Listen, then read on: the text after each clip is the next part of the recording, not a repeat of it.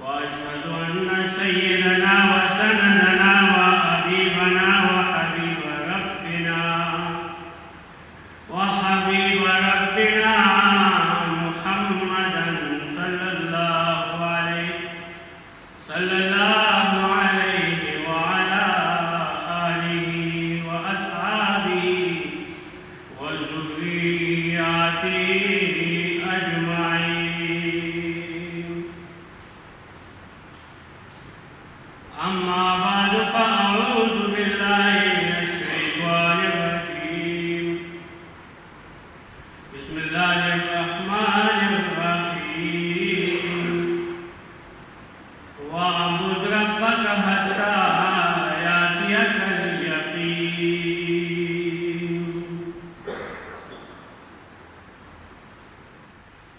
وقال النبي صلى الله عليه وسلم: من صام رمضان ثم أتبعه ستا من شوال فله أجر كصيام الدهر. سبحان ربك رب العزة عما يصفون وسلام على المرسلين والحمد لله رب العالمين.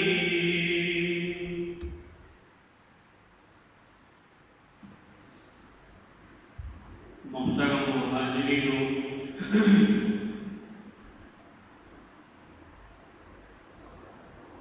د رمضان میاشت تېره شوې ده،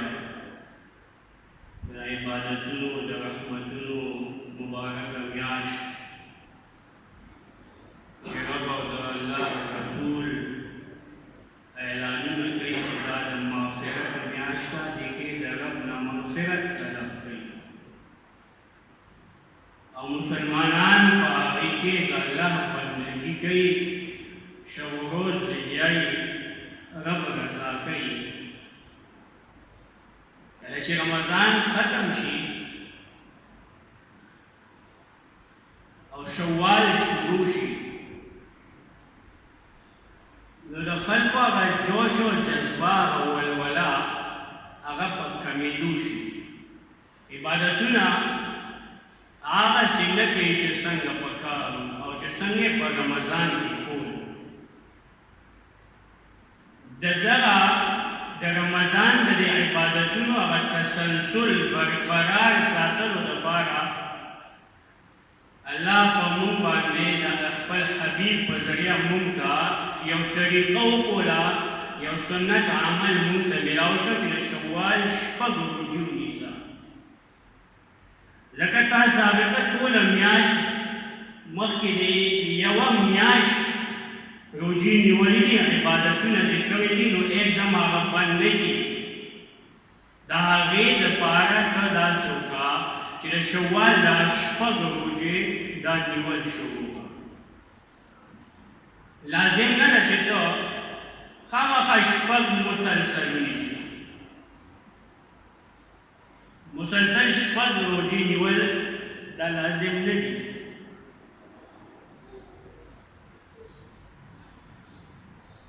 ستا خوښه ده نن یو نیسې، سبا دوه ورځې پس بله نیسې،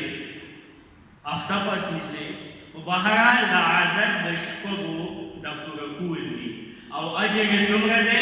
کصیام الدهر. د یو کال د ثابت کال د روژې اجر تا ته میلاویږي په دې شپږو روژو باندې. رب په تا څومره مهربان دی. عبادت ډېر موټي، ټوله شپه ټوله ورځ لګیا، بلکې د رمضان د میاشتو ټولو عبادتونه خو چې ته هغې کې دوام رانه ولې، په هغې کې همیشګیري ونه شي، نو دغه عبادت دی څه پته. حدیث کې راځي رسول الله صلی الله علیه وسلم نه تپوس شوی کم یو عبادت الله ته ډېر پسند دی. الله نبی صلی الله علیه وسلم فرمایلی الحال مرتحل. حال مرتحل سمعنا صحابہ حیران جو حال مرتحل ستوئی. نبی علیہ الصلوۃ والسلام فرمائے حال مرتحل دیتے ہوئے جب قرآن ختم کی قرآن کی الحمد نے شروع کو والناس نے ختم کو او بیا دی دوبارہ شروع کو تو دا حال مرتحل چتا یو در قرآن ہوئی والناس واندے او ختم دنکو ویرا قرآن ختم شنو حقیقت کی ختم دیون بیائی نوئی تپو سکی تا قرآن وینا جمعہ ویلے کله نه یو یو چې ماشوم د جمعات ته بوتلو معنا ځای ویلې او معنا کوئی کا نه کوي دا خو حال مرتحل نشو دا په تاسو سره هغه نازره ویلې و د پلان په زور او بیا مستقبل توجه قرآن ته نه نو قرآن دې ختم کړ د الله نبی فرمایي نو بیا د سر نه شروع شو د حال مرتحل یو ځل ختم شو بیا دې شروع کو محدثین د دې په زمن کې د دې په شرع کې عجیبه عجیبه خبرې ذکر کوي یو دا چې صرف قرآن سره نه دی دا حدیث دا صرف قرآن سره نه دی بلکې دا حدیث دا د هر عمل سره لګېدلی هر عمل کې هغې کې ته دوام هغه کې همیشګي راواله دا نه چې یو ځل دیو کو یو شپه تهجد وکړو بیا پته نه لګي روزو کې تهجد کول اوس نه لګي پته سهار موږ په روزو کې کو اوس نه کې ماسوتن موږ په روزو کې کو اوس نه کې نه تاسو مته همیشګي په عبادت کې راواله واعبد ربک حتی یاتیک الیقین عبادت د رب کا در کمی حتی یاتیک الیقین چې تا ته یقیني شي یقیني ورته وایي یقیني دی که نه مرګ یقیني دی علاوه عبادت وکړه د رب تر کوې چې تا ته مرګ راشي یعنې ته په عبادت کې ځان دومره مشغول کا چې تا ته موقع میلاولی شي او په دغه حالت کې ته دنیا نه وسل شي تر مرګه ته قرآن سره کار وکړه تر مرګ پورې د الله بندګۍ کې ځان بند وساته دغه ستا کامیابي ده واعبد ربک حتی یاتیک الیقین تر مرګ عبادت وکړه دغه ستا کامیابي ده دغه ستا فلاح او بعض علما ذکر کوي واعبد ربک حتی یاتیک الیقین معنا کوي عبادت د رب وکړه تر دې چې تا ته په دغه عبادت کې مرګ راشي قرآن بیان کوي چې تا په دې کې مرګ کېږي دغه کامیابي ده د قرآن خدمت وکړه د قرآن بیان وکړه حتی یاتیک الیقین چې په دې کې دې مرګ کېږي دغې کې ته د دنیا نه ورشي صحابو په دې عمل وکړه صحابو په دې کار باندې په دې واعبد ربک حتی یاتیک الیقین په دې د هغوی ښه عمل هغوی د الله داسې بندګي کوله چې هغوی کې به هغوی د تکلیفونه میلاوېدل مصائب میلاوېدل خو هغوی دا لار دا میشن دا پرېښودی نه و د دې نه جدا شوي نه و صحابي دی د انس بن مالک رضی الله تعالی عنه د ماما زوی د هغه ماما دی حرام رضی الله تعالی عنه د پلار نوم یې دی ملحان حرام بن ملحان رسول الله صلی الله علیه وسلم په یو میشن دی کړی څه کسان راغلي بنو عمران قبیلې هغوی سره لېږلي دي هغوی مونږ له قاریان د قرآن په کار کې د ډېر لوی عالم د قرآن دی ورسره ولېږو دی چې تللی دی په لاره کې هغوی ورته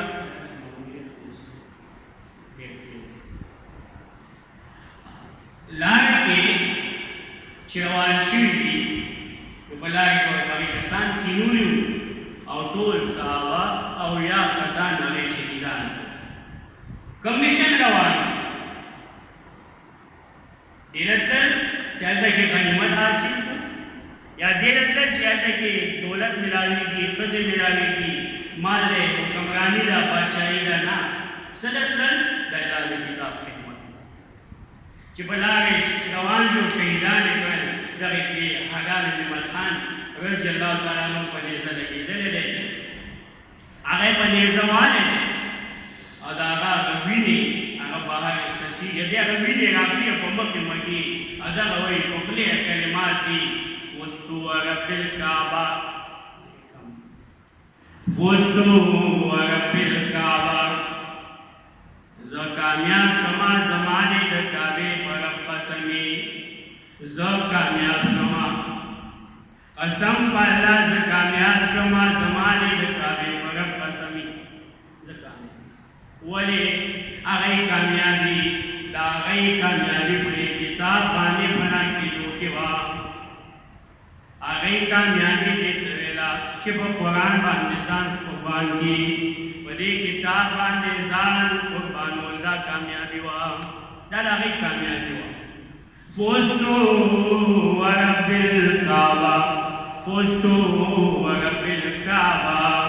زه کامیاب شمه زما دې د کعبې په رب باندې قسم وي زه کامیاب شمه ولې واعبد ربک حتی یأتیک الیقین دا هغه ایمان دغه دا هغه یقین او عقیده دغه وه چې په دغه کې شهید شوې نو دا مرګ عبث نه دی ځکه رب فرمایي ولا تقولوا لمن يقتل في سبيل الله اموات مویا چاته چې وجل شو په لاره د الله کې اموات بس مردا بس یو عام خوتی را وی پلانې د دنیا نه دا پلانې وفات شو پلانې په حق ورسېدو پلانې مړ شو الله وی ولا تقولو دا چې په دین باندې شهید شو دته مړ وایه ولا تقولو لمن یقتل فی سبیل الله اموات دا مړ نه دی دا زنده باد شو اولئک علی هدی من ربهم واولئک هم المفلحون دا کامیاب دی دا چې په دې ځان قربان کو دا کامیاب دی نو حاګان بن ملحان وایي فزت ورب الکعبه فزت ورب الکعبه قسم مې په رب د کعبې باندې چې زه کامیاب شمه زه کامیاب شمه نو واعبد ربک حتی یأتیک الیقین عبادت رب کا په داسې حال کې چې تعالی په دې کې مرګ راشي د دین دپاره تا قربان کې د قرآن دپاره ته شهید شي د قرآن په لاره کې شهید شي امام ابو حنیفه رحمت الله علیه جیل کې دی باچا ورته وایي زما خبره ومنه باچا وایي زما ته همیشه ما سره چیف جسټس ولګېږه د ټولې دنیا د ټول عالم اسلام چیف جسټس امام ابو حنیفه وایي نه دغه مې نه ده قبول دا نه باچا جیل ته واچولو جیل کې د هغه نه روح وځي د هغه جنازه د جیل نه وځي بهر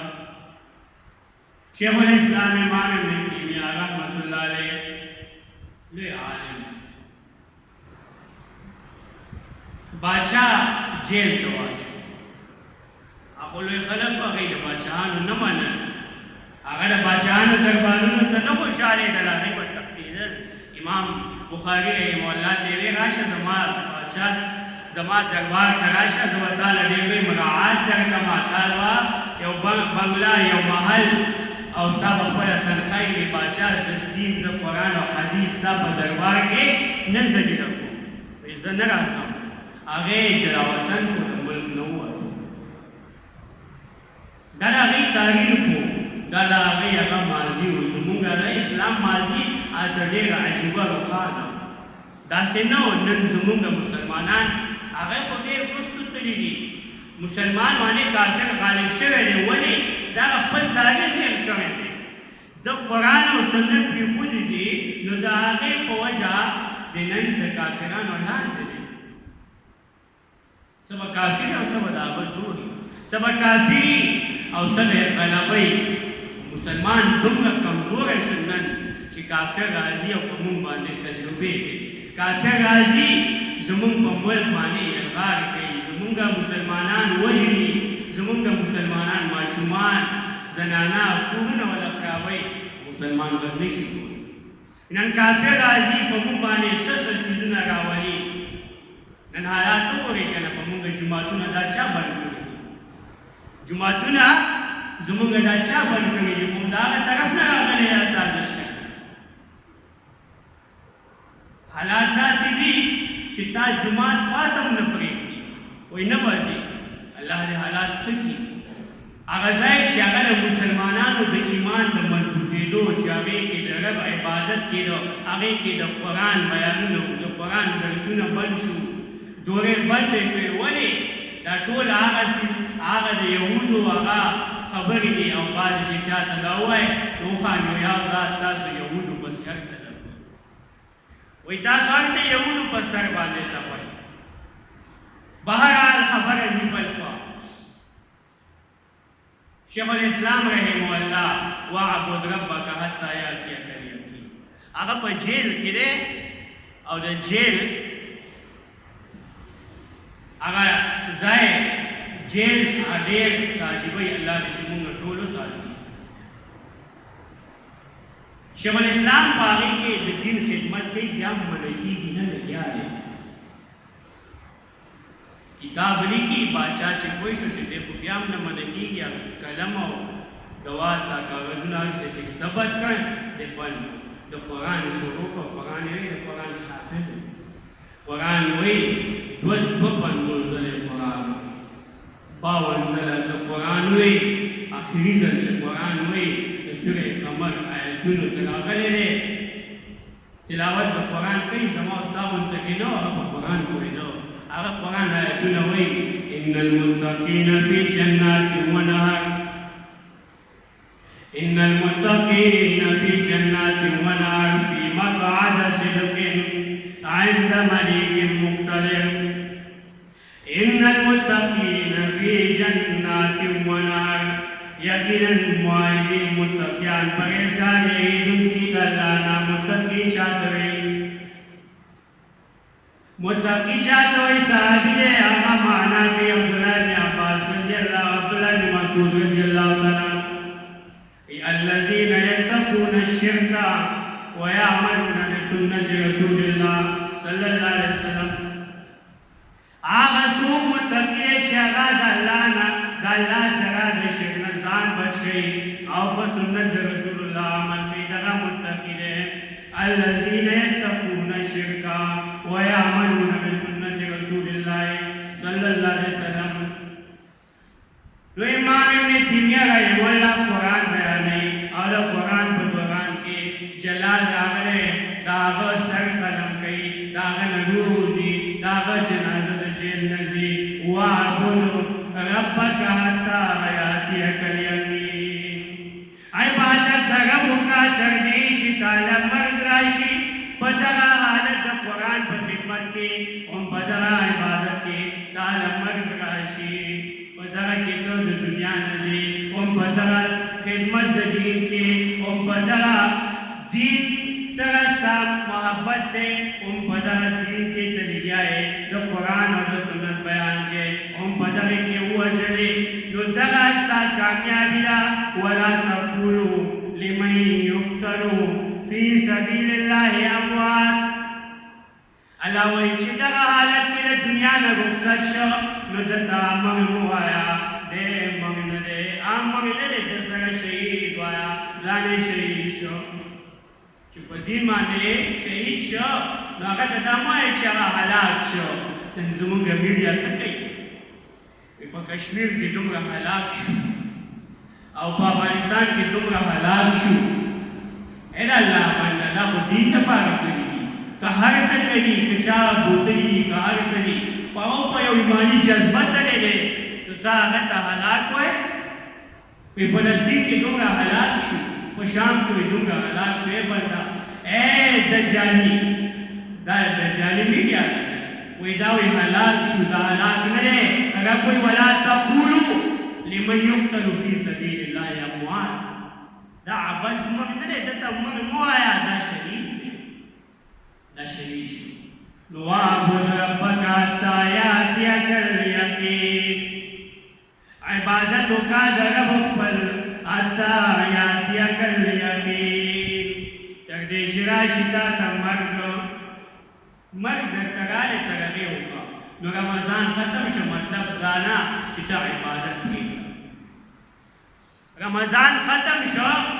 نو دا نه چې ته موزونه پرېږده ته تهجد پرېږده ته د قرآن خدمت پرېږده نه واعبد ربک حتی یأتیک د عرب عبادت وکړه تر دې چې تا ته په دغه حالت کې موت راشي او په دغه حالت کې ته د دنیا نه ځې دغه ستا کامیابي ده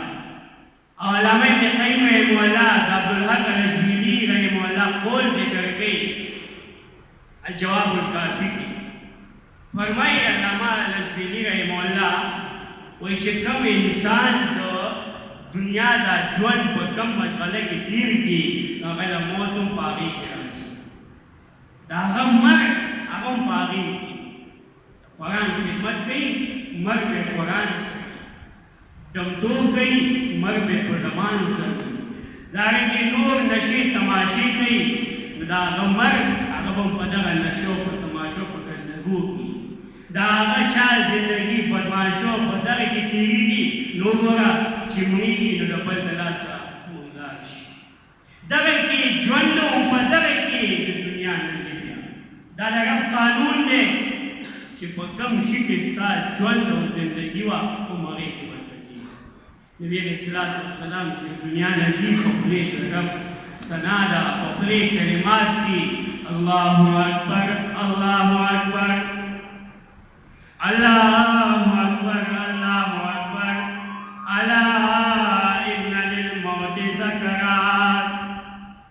رسول الله صلی الله علیه وسلم د دنیا نه رخصتېږي وایي الله اکبر الله اکبر په خولې باندې د الله بړېده د الله لوی ده رب وایي وکبروا تکبیرا اے زما حبیبا وکبروا تکبیرا زما لوی بیان کا پلوی بیانونو سره نبی علیہ السلام په هغې باندې حقیقت کې عمل کوي کله د دنیا نه ځي نو الله اکبر الله اکبر الا ان للموت سکرات خبردار خبردار د مرګ ډېرې سختۍ دي مرګ ډېرې سختۍ دي اندازه وکړه چې د الله حبیب ته د الله نبي ته دومره سختي راغلې ده حدیث کې راځي کله چې نیک بنده ننوځي د جنت نه فرښتې راشي د جنت نه خوشبودارې ملایکې راځي هغوی سره د خوشبو یو کفن وي یو رومال وي د خوشبو نه معطر د دې بنده نه روح اخلي د ده نه روح قبض کوي نو ډېر په ارام سره ډېر په مزې سره ډېر په سکون سره دغه بنده دته پته هم نه لګي بیا مثال بیانوي داسې لکه زنانه چې د هغو نه ویښته وباسي نو ده نه هم دغسې ووځي او د الله نبي وایي الا ان للموت سکرات خبردار د مرګ ډېرې سختۍ دي د مرګ ډېرې سختۍ دي نبي علیه السلام وفات کېږي بچه موجود ده فاطمة الزهرا رضی الله تعالی عنها نبی علیہ السلام بیهوش شو فاطمه وا کرب ابی اے زما د پلار تکلیفه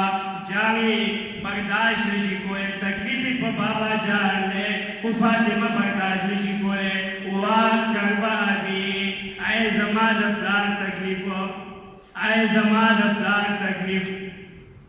حضرت کو یہ بچائے لیسا علی ابیک کرب بعد هذا اليوم بعد اليوم اے بچائے ستا پا پلار باندې ستا پا بابا باندې د نن بعد تکلیفونه دا مصیبتونه 30 کاله زندگی وه هغه ختمه شوه ډېر تکلیفونه تېر شو ام المؤمنین یو ځل تپوس کوي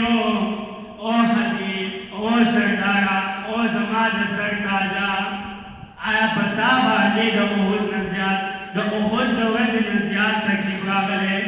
د هغې خیال نه و چې احد کې ډېر بد تکلیف میلاو شو وی عائشې سألت عائشة رضي الله تعالى عنها قائلة هل أتاك اے د الله نبی آیا تا ته د احد د ورځې نه زیات تکلیف میلاو شوی یا نه رسول الله وایي ای عایشې هغه ورځ په ما باندې ډېره سخته وه ما باندې هغه ورځ ډېره سخته وه چې طایف بازار و د طایف کوڅې وې او په هغې کې زه راښکلمه خپل خپلوان مې وو ترونه تربوران مې وو رشته دار او عزیزان مې وو هغه یې زه راښکلمه عام روټین کې خلک د کلي نه د علاقې نه د محلې نه ګنده خلک وباسي ویوباسي دا ګندګي خلک پولیس چاپې اچوي ایجنسو والا خلک اوچتوي چې دا ګنده خلک دي علاقه خرابوي محله خرابوي خو دغه ورځ د طایف دا ورځ چې زه راغلی وم ما هغې ته او خلکو قولو لا د طایف نه ګیر چاپېره کم بدماشان کم رزیله خلک کم خراب خلک معاشري هغوی ته دعوت میلاو شوی و هغوی ته باقاعده دعوت دی چې راشئ راشئ نن خو جنګ دی نن به تاسو نه کار اخلو هغه یې راغوښتي وو وایي او عایشې طایف هغه میدان د طایف هغه کوڅې په ما باندې ډېرې سختې وې نبی علیہ السلام نیولی و په کوڅو کې راکو وینې روانې دي د غرونو ملایکه راغلې ده وی حبیبه ای د الله نبي حکم وکړه په دې دوو غرونو کې به وجنګومه دې کې به چغلي کما نبی علیہ السلام وایي نه اللهم اهد قومي اللهم اهد قومي فانهم لا يعلمون اے اللہ زما دې قوم ته ہدایت وکړې اللہ زمانے قوم کا ہدایت نصیب کی دے نہ پوئیگی رحمت للعالمین بکر وما ارسلناک الا رحمت للعالمین مونگنے لے گئے تالرا مگر رحمت مخلوقاتو وہ خیر البشر فخر اولاد آدم بشیر و نذیر و فقیر دو عالم خلق مجسم ولطف مکمل خلق مجسم بنی نوع انسان کا غم خوار و ہمدم بنی اور گدا کا پیارا خدا کا محمد ہمارا محمد آغا محمد رسول اللہ صلی اللہ علیہ وسلم سخت عید موت راغلی اے عائشہ عائشہ رضی اللہ تعالیٰ عنہ بغالی پمک مبارک اللہ حبیب وی یلا ان للموت سکرات لو مسلمانا سوچو کاستا مرگ راشی تاک موت رازی ستا بسوال ستا بس کیفیتی چی مرگ دا روح قبض کولو ملائکی رازی ستا زما عمل تاغی لائق تی چی منگا پاسانتیا رو بوزی جہنم نے ملائکے راضی لغیسا دا گندہ دا جہنم تاکی گندہ بدبودار اور آغنا روح مباسی داسی اللہ حبیب فرمائی داسی تکلیف سگا لکا مور چی معشومنا پزور جانے واسی معشوم چگے وی اور مور چی جانے راکاکی دغا سے اللہ دیمون دا آغا کیفیت اللہ دیمون دا آغا حال نوزاتی نوابود ربکا حتی یاتیک الیقین عبادتو کا درب خبل حتی یاتیک الیقین ترنی چی راشی تاتا موتو تاتا مرگ راشی آغا وعدہ رب سرپورکا وَإِذَا خَذَ مِن بَنِي آدَمَ مِن ظُهُورِهِمْ ذُرِّيَّتَهُمْ وَأَشْهَدَهُمْ عَلَىٰ أنفسهم ألست بربكم قالوا بلى على ابتدالكم رباني ورب ربوبية باني ألست بربكم الله وينويا او انسانا نوزستا سوربنا يما بلا من طول وينويا لا تزمونغا مالكي الا تزمونغا پروردگار الا تزمونغا خالق او انتها بر رب ماني رب ربوبيت باندې پر دیو راشي په خبر کې تپوس وکای من ربک ملائک براشي وي من ربک اے بندہ رب سور دے ابتدا جم پر رب باندې وا نو انتها جم پر رب باندې دا درمیان کې لا موقع درمیان کې لا زندگی دا ژوند د رب مطابق تیر کا د رب د منشا مطابق تیر کامیاب بشي اقول قولي هذا استغفر الله لي ولكم